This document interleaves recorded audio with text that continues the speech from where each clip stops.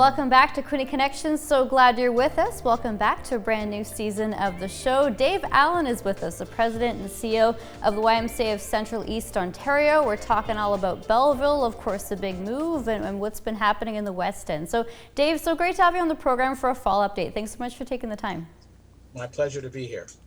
The initial plan was to build that brand new snazzy building, Centre for Life, on the old Belleville Fairgrounds site, as the Belleville Fairgrounds are moving up towards Thurlow, and things have changed. So for folks who are just catching up, join us on what's been happening in the last few months.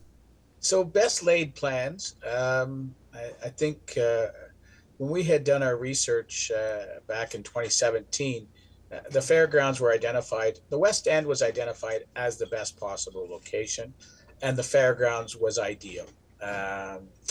And certainly for us, we looked at it as an opportunity to work with the municipality to be the first on site, something special, so that when the agricultural society moved, that they would have a ready to go project to go on the site. And of course, you have to go through some environmental testing from things that had gone on years ago. And initially, it was all clean. And everything looked good, looked positive. But then the Ministry of the Environment had us go on and do some checking on the track, the actual track that the horses used to run on. And they had come back with some contaminants there. And it's from things that were put on the track in order to keep the dust down. And it can be cleaned. It certainly can be done, but in order to clean it, it would take upwards of a year, and a year that we don't have for our project. And so the city, of course, they had some additional recreation site land available, 0.4 kilometers up the street on Bridge Street, and at the Rotary Centennial Park there. And in an instant, they offered that land.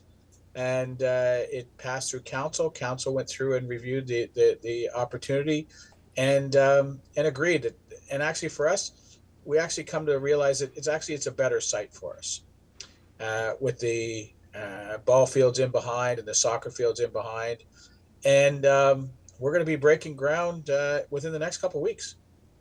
Thanks, Dave. Appreciate it. For folks who are unfamiliar with the West End, if you go to the Mary Ann Sills Park, Centennial Secondary School, kind of right behind there, just before the Quinte Alliance Church. So, Dave, for longtime residents in the West End of Belleville, of course, behind the track, we had the old Nortel building, now a multi-use space.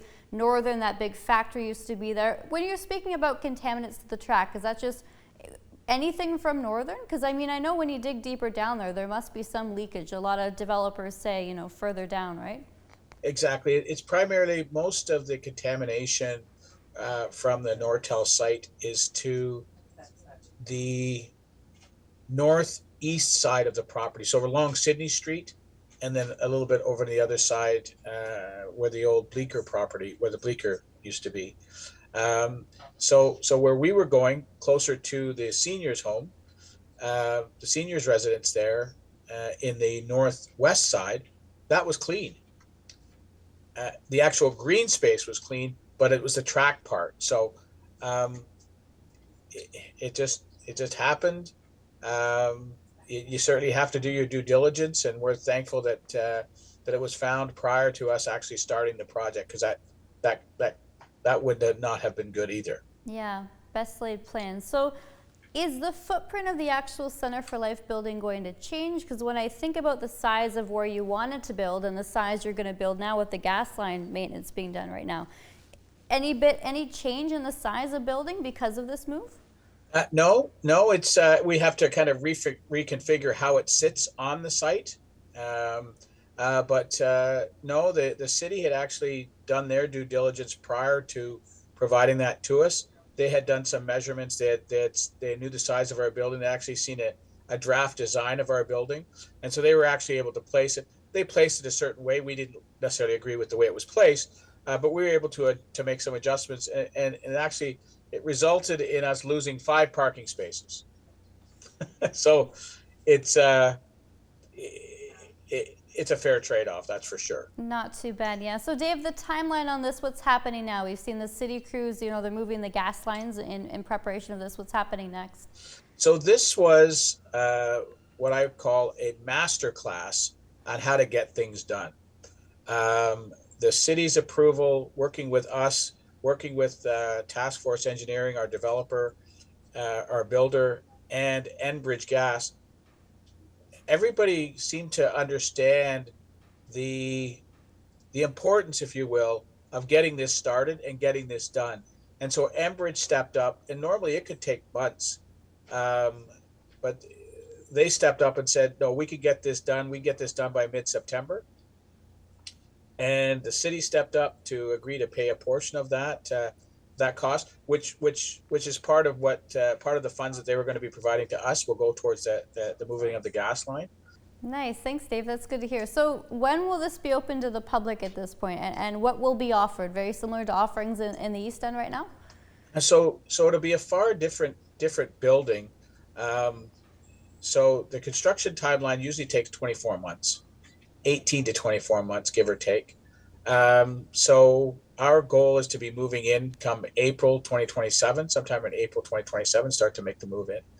Um, if you look at the Quinte West Y, if you've ever seen the Quinte West Y, this is a very similar building to that, with the gym and the pool and the multi-purpose space. But we'll have a tree house in there, similar to what we have in Belleville, the kids' climbing structure.